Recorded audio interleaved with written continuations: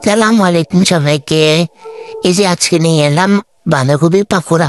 আম্মু সব উপকরণ আগেই কেটে দিচ্ছিল পাকোড়া বানানোর জন্য, যা যা লাগে আর কি। এই যে আমি বাঁধাকপি কুচি, মরিচ কুচি, পেঁয়াজ কুচি এক এক করে সব নিয়ে নিচ্ছি। তারপর আলু বেট করে দিয়ে দিচ্ছি।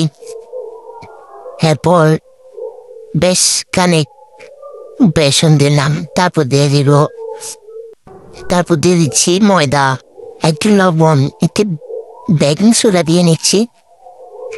তারপর দিব একটু করে মরিচ, হলুদ, মশলা, যা যা লাগে সব একটু একটু মশলা দিয়ে দিন টেস্ট করার জন্য। এই যে আমি সবগুলো আস্তে আস্তে মেখে নিব। পানি দিই নাই, কিন্তু পানি দিলে ওইটা মচমচে ভাবটা হয় না। পানি না দেওয়াই ভালো, যেহেতু বাঁধাকপি ধুইলে বাঁধাকপির মধ্যে কিছুটা পানি থেকে যায়, যার কারণে পানি না দেওয়াই ভালো। পানি দিলে সব আস্তে আস্তে করে মেখে নিচ্ছি। মেখে নেওয়ার পর এই যে আমার মেখে নেওয়া প্রায় শেষের দিকে, আস্তে আস্তে হাতে মেখে নেব। এই যে আমি একটা কড়াইতে তেল নিয়ে নিচ্ছি বেশ কিছু। এবার পাকোড়ার গুলা দিয়ে নিচ্ছি একটা একটা করে, বলে একটু বুলবুল শেপ করে নিয়েছি, সবগুলা দিয়ে নিচ্ছি।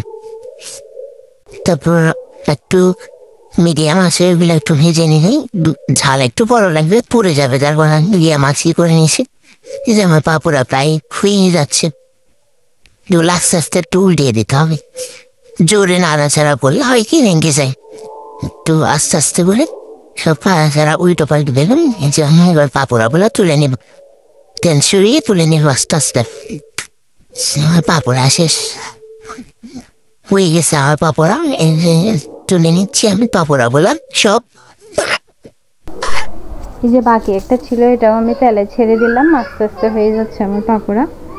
এই যে আমার পাকোড়া রেডি, প্লেটে পরিবেশন করে নিচ্ছি সব।